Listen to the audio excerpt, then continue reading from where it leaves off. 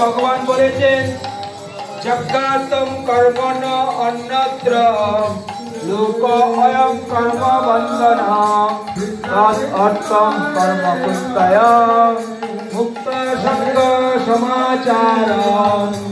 হরে কৃষ্ণ, আপনারা কেন যজ্ঞ করবেন সেই কারণটা একটু জানার দরকার। ভগবান স্বয়ং বলছেন, কি বলছেন এই শ্লোকের অর্থ আপনারা শ্রবণ করুন।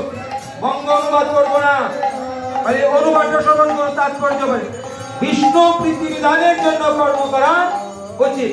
কি বলছেন? ভগবানের প্রীতি মানে ভগবান যেন আমাকে ভালোবাসেন সেই জন্য যজ্ঞ করা উচিত।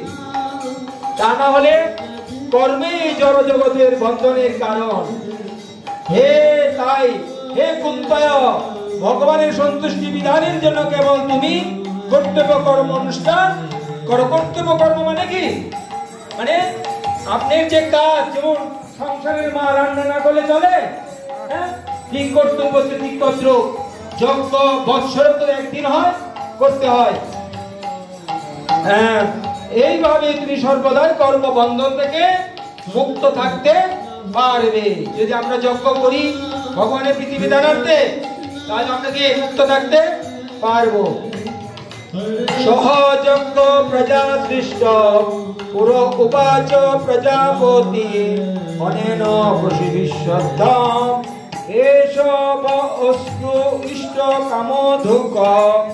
অনুবাদ: সৃষ্টির প্রারম্ভে সৃষ্টিকর্তা যজ্ঞাদি সহ প্রজা সকল সৃষ্টি করে বলেছেন, এই যজ্ঞ দ্বারা তোমরা উত্তরোত্তর বৃদ্ধি হও। এই যজ্ঞ তোমাদের সমস্ত ইষ্ট পূরণ করবে। হরে কৃষ্ণ। আমাদের মনে মানে কি? অনেক অভিষ্ট মানে কি? মনের চাহিদা থাকে, চাহিদা থাকলে কি করবেন? ভগবানের কাছে বলতে হবে। সেই কথা বলা হয়েছে।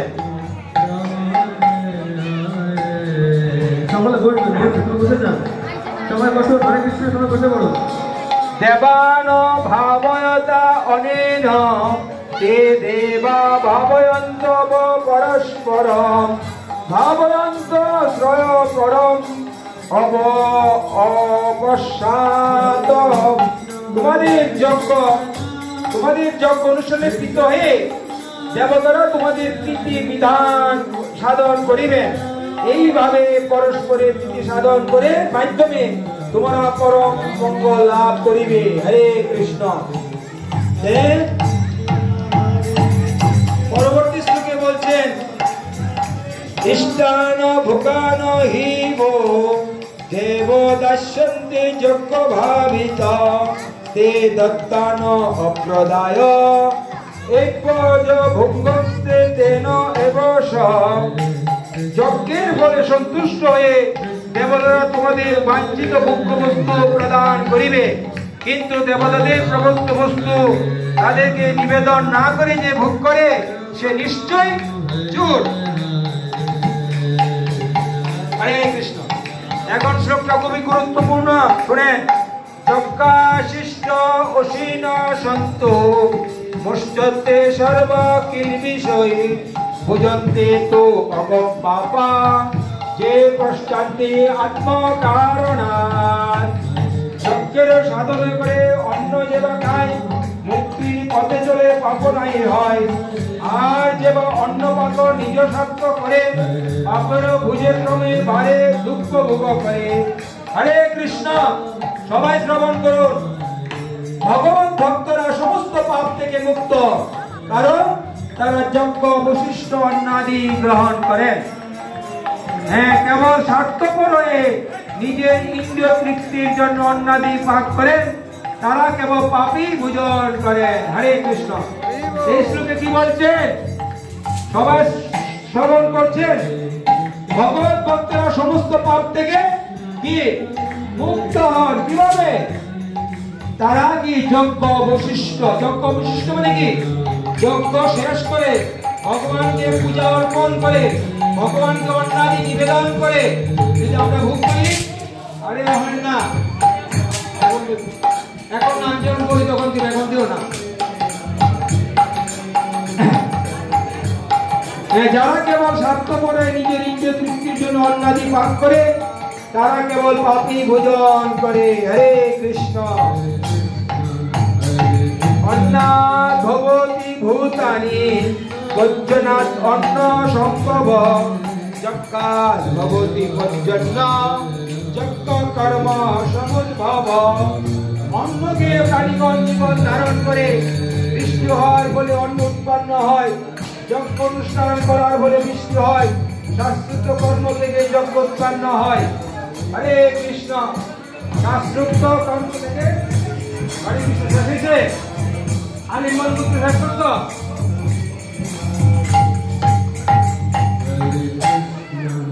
কর্ম ব্রহ্ম সমুদ্ভব সিদ্ধি ব্রহ্ম অক্ষর সমুদ্ভব কর্ম ব্রহ্ম উদ্ভব সিদ্ধি ব্রহ্ম অক্ষর সমুদ্ভব তস্মাদ সর্বগতম ব্রহ্ম নিত্যম যজ্ঞ প্রতিষ্ঠিত। ভগবান কি বলছেন?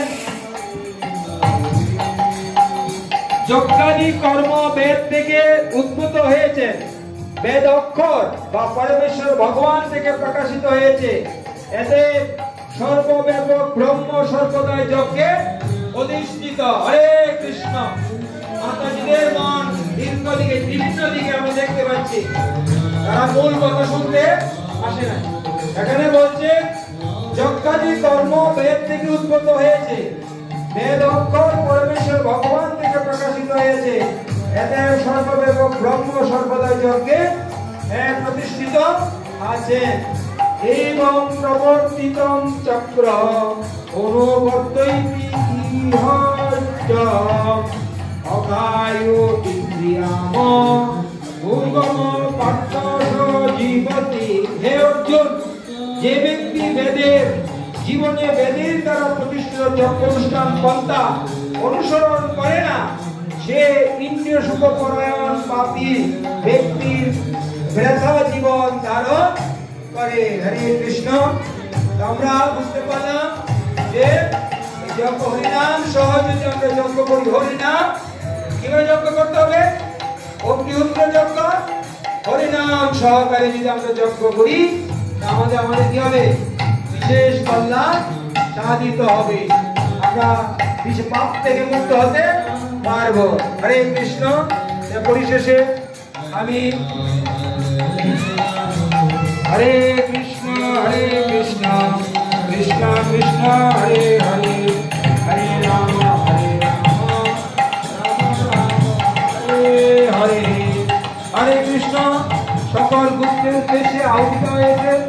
ওম সাহা ওম সাহা।